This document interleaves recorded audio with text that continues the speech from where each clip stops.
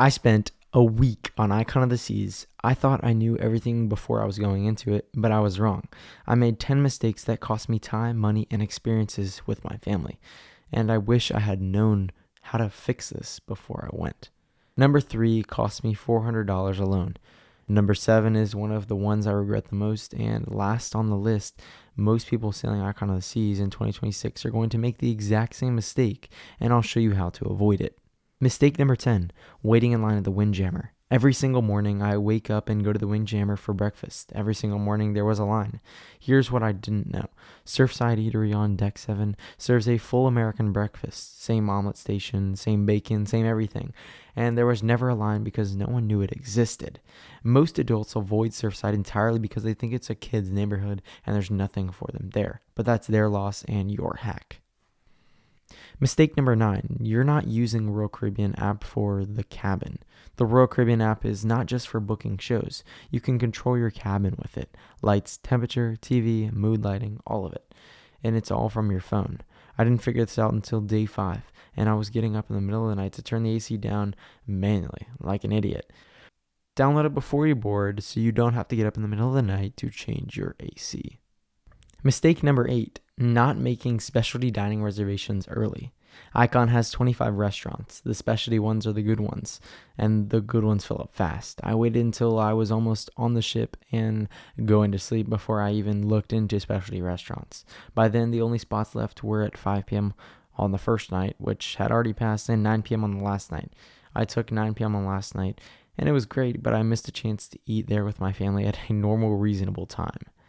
Go into the cruise planner 2 or 3 weeks before you're sailing. Book every specialty restaurant you want at the time you want. You can always cancel later if you wait until you board.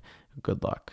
And stick around because mistake number 3 and 4 cost me $400, and it's something you can fix in about 10 minutes before you sail. If these mistakes are already saving you from making the same ones I did, hit subscribe. I'm posting new Icon of the Seas content every Tuesday and Saturday. So if you like cruising and if you like Royal Caribbean, hit subscribe. Mistake number 7, skipping the free Effectors show. This is the one that I regret the most. Icon has 4 signature shows: The Wizard of Oz, Aqua Action, and the Ice Skating Show. But one that most people miss is called Effectors. I saw 3 of them, and I skipped Effectors because it sounded weird. Effectors is a show with synchronized drones, lasers, and characters named Pixel, who duplicates himself across the stage.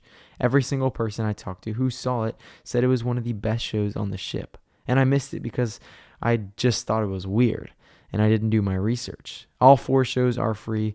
They're all included in your cruise fare, so book them in the app as soon as you board or even before. Do not skip a single show because they're all worth it and they're all unique in their own ways. Mistake number 6, overpacking clothes I didn't wear. Quick one. I packed for every possible weather scenario. I used about 40% of what I brought. On Icon, you're in shorts and a swimsuit 99% of the day. Dinner is a casual scenario where you're wearing board shorts, nice polo, something like that. You don't need 3 pairs of shoes beyond what you're wearing. Pack light. The cabins have storage built in, and it's kind of limited, so don't overpack. Don't get your room too crowded. You'll thank yourself on the way home when your bag isn't overweight at the airport. Mistake number 5, not booking Chill Island cabanas. Chill Island has the main pool. The Hideaway has the infinity pool. Both have cabanas that you can rent for the day. These cabanas go up for sale the moment you book your cruise. By the time you're 2 weeks out, they're gone, every single one. I tried to book a Hideaway cabana 3 days before my sailing, and guess what? Sold out. Tried to book one on embarkation day, still sold out. If you want a cabana, book it the day you book your cruise, not a day later. Mistake number 4.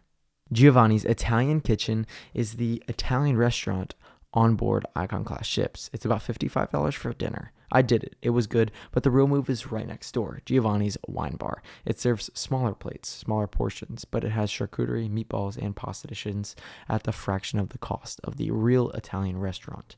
It's got the same Italian atmosphere, same quality of food, and I ate there 3 times after my big dinner and liked it more and more each time. If I did this trip over, I'd skip the $55 dinner and eat at the wine bar twice for less money total. Mistake number 3, buying the drink package late. This is a $400 mistake. Royal Caribbean's drink package prices change constantly. They run sales all the time and usually 20% off to 30% off. Occasionally 50% off when it's like Black Friday or something like that.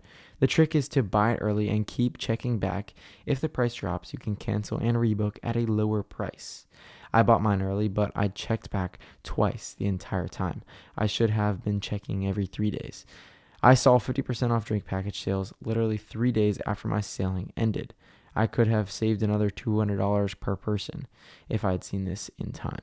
So for the two of us, we could have saved up to $400 if I had just seen this in time. If you're buying any add-ons, drink packages, Wi-Fi, dining package, or a cabana, check the cruise planner every few days because prices fluctuate and you want to be on top of things. Now, mistake number 2, not booking Crown's Edge early enough. Crown's Edge is the 7-story walkway that swings you right over the ocean. It's a paid experience, about $25 a person. It has limited slots every day. I tried to book it on day 3. It was fully booked for the rest of the cruise. I'd been looking forward to doing something like this for months, but I missed it because I assumed I could just walk up and do it. Same rules as specialty dining. If there's a paid experience on the ship, you actually want to book it ahead of time and cancel if you don't want it, or cancel and rebook and reprice. Don't just wing it.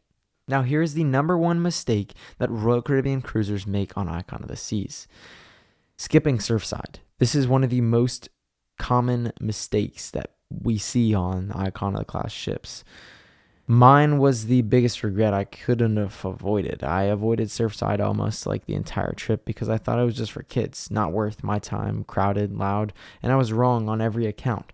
Surfside has Pier 7, which is an $8 brunch with better food than most brunch spots on land. Surfside Eatery has a quieter breakfast than the Windjammer with no line, and it's got the same exact food. The Lemon Post Bar has some of the best poolside cocktails on the ship. And the carousel is genuinely fun even if you don't have kids and just want to take a spin around. And on embarkation day specifically, Surfside Eatery had lobster and filet mignon on the buffet with almost no line. Do not skip Surfside, especially on embarkation day. That's my number 1 tip for anyone sailing Icon in 2026. So that was 10 mistakes. If you're sailing Icon class ships this year, fix these before you board and you'll have a significantly better experience than I did. If you want a full breakdown of everything I learned the hard way, my full honest review and the drink package guide and my food ranking guide are all linked right here. Hit subscribe for more Honest Cruise content every Tuesday and Saturday, and drop a comment which of these mistakes would have hit the hardest, and I'll see you in the next one. Thanks for watching.